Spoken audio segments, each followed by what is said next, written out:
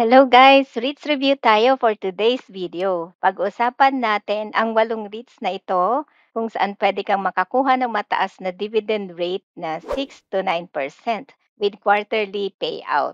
Iko-compare natin ang past performance, dividend yield, stock price history, as well as the future growth potential ng bawat isa. At the end of this video, you should be able to make an informed decision kung saang REIT magandang mag-invest. Isishare ko rin ang aking REITs holdings na included sa aking dividend stock portfolio at ang top 4 based dito sa research na ginawa ko. Let's start with a quick overview of these companies. So first step, bago mag-invest, kailangan mo munang alamin yung company. So what are their products and services and how can they sustain and grow in the next 10 years? Let's start with a REIT. Ang REIT sponsor is Ayala Land Incorporated at ang REIT type is mix of office, retail, and industrial lot. Currently, A-REIT has 17 office and commercial buildings. And meron din silang industrial lot in Laguna. Ito ang kanilang top REIT holdings: Vertis North Commercial Development, Ayala North Exchange, and Laguna Technopark. Yung lupang kinatatayuan ng mga buildings ng A-REIT ay hindi pag-aari ng company. So, it's not part of their asset portfolio. Next is CREIT, Citicorp Energy REIT Corporation, at ang kanilang sponsor is Citicorp Renewable Energy Corporation. REIT type is renewable energy. CREIT is the first energy REIT in the Philippines and it's a specialized REIT. CREIT's investment strategy is to invest in income-generating renewable energy real estate properties. At ito naman ang kanilang top REIT holdings: Toledo Property, Silay Property, and Clark Solar Plants. Meron silang 25 years leasehold rights.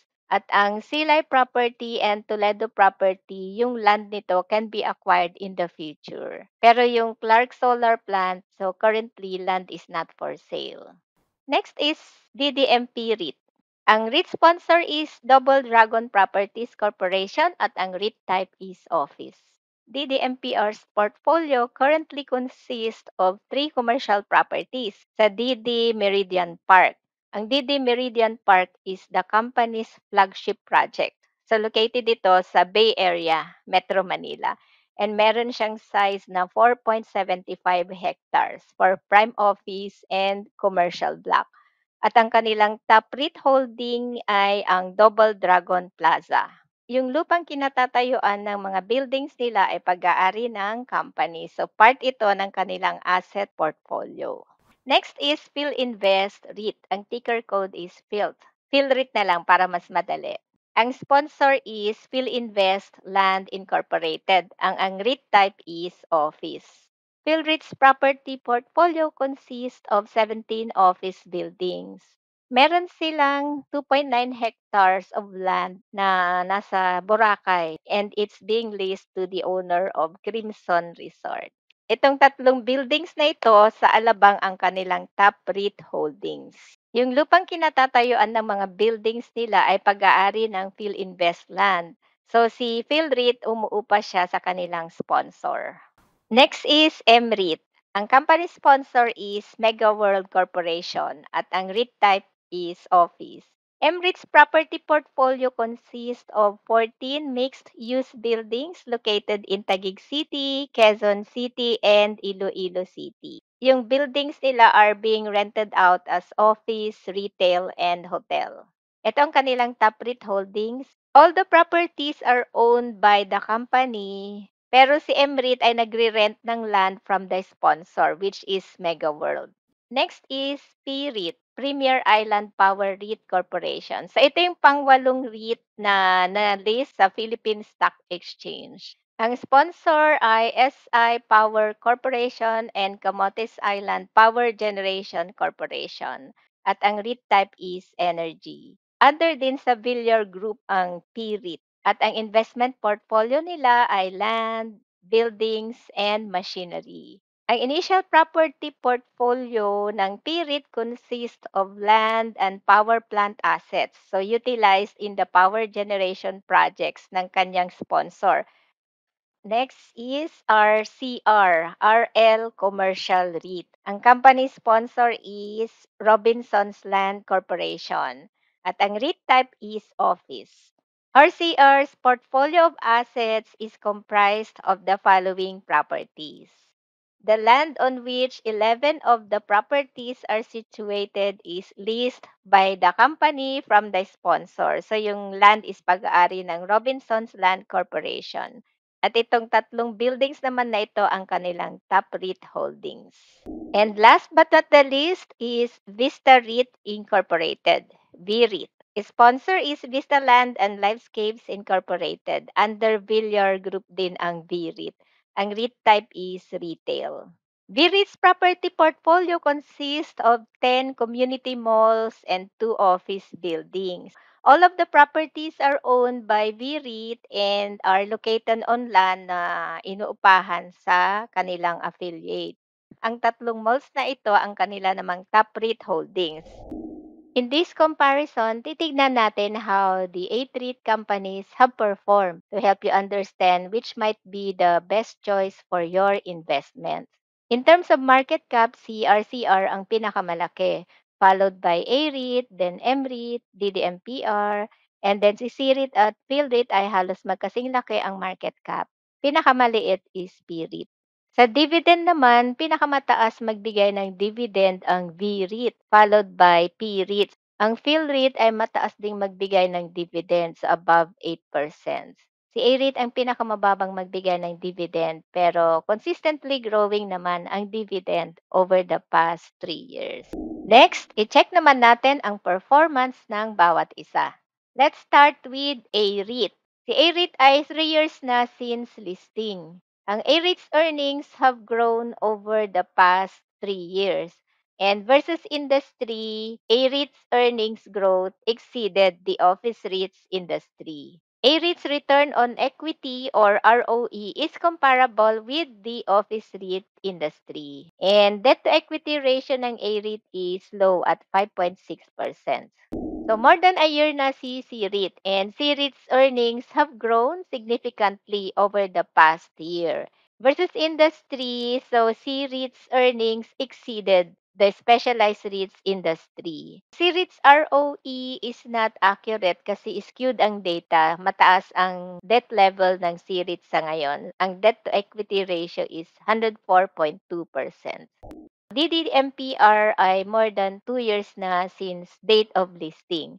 Ang earnings ng DDMPR have grown over the past 2 years versus industry, so it also exceeded the office REITs industry. However, in terms of earnings quality, DDMPR has a high level of non-cash earnings. So ang DDMPR's return on equity is considered high pero included dito most likely ang non-cash earnings na nabanggit. And very good sila kasi wala silang utang. So debt to equity ratio nila is 0. Si PhilREIT ay 2 years na since date of listing. PhilREIT's earnings have declined over the past 2 years. And versus industry, so negative ang earnings growth ng PhilREIT. PhilREIT's ROE is also not accurate kasi skewed din ang data due to high level of debt. So, debt to equity ratio is 115.09%. Ang MREIT ay mag 2 years na since date of listing. Though profitable sila noong 2022, MREIT is currently unprofitable ngayong 2023. If we look at the expenses breakdown, ang gross profit ng MREIT is 2.22. However, meron silang malaking ni-report na non-operating expenses, which resulted to negative earnings. Ang non-operating expenses are non-recurring expenses and hindi siya directly related to its core operations. Ang PREIT ay bago pa lang, mag 1 year pa lang siya sa December. And based on the latest financial report, PREIT's earnings have grown. PREIT's return on equity is considered low. Debt to equity ratio is zero. So, conservative ang PREIT, wala silang utang. Ang RCR ay 2 years na rin, magkasunod sila ng MREIT. So, RCR is currently unprofitable. And if we look at the breakdown of revenue and expenses, merong gross profit na 3.84 billion pesos.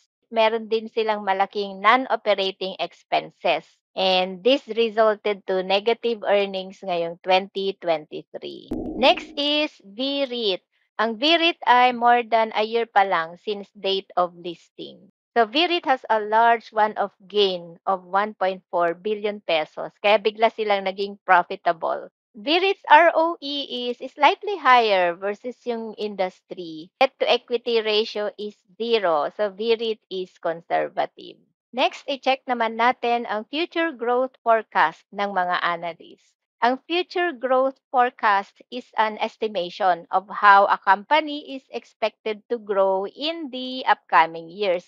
Kinoconsider ng mga analysts ang factors such as current information, past performance, market trends, and various financial metrics to make educated guess about potential growth rates. So walang earnings growth forecast data ang DDMPR, VREIT, and PREIT.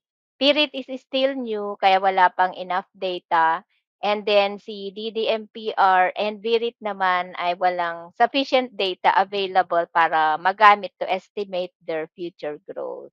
AREIT and CREIT's earnings are forecasted to continue growing, while both MREIT and RCR are forecasted to become profitable over the next 3 years, which is above market average. MREIT has the potential for sustained and significant growth given MEG's office portfolio of more than 1 million square meters of PEZA accredited office space. Si RCR naman has the potential to add 180,000 square meters of PEZA accredited office space based on Robinson's Land's current office portfolio. And CRCR also has the most geographically diversified portfolio. PhilREIT is expected to grow but not as significant as MREIT and RCR. PhilREIT has the potential to add 71,000 square meters of office space based on PhilInvestLand's office portfolio. VREIT naman has future growth potential din. Its sponsor still has more than 1 million square meters of retail space. Next, i-check naman natin ang price history and performance. AREIT gained 25.4% since date of listing. However, down ang price niya ngayon compared to a year ago. Ang DDMPR naman ay bumagsak ang price. So, negative 43.8% since listing. Ang fill rate ang pinakamalaki ang ibinagsak since listing. So, negative 51.3%. And downtrend pa rin. And ngayon, nasa 52-week low na ang kanyang stock price. Ang MREIT ay bumaba rin ang stock price since listing. So, negative 15.3%. Pero hindi siya singlala ng PhilREIT at DDMPR. Same case din sa RCR. So, down din ang stock price since listing. And si VREIT naman ay hindi masyadong bumaba ang stock price since listing. Si CREIT naman ay mukhang stable naman ang stock price. PREIT din ay mukhang stable din. Top 4 REITs based on the research na ginawa ko. Number 1 is AREIT.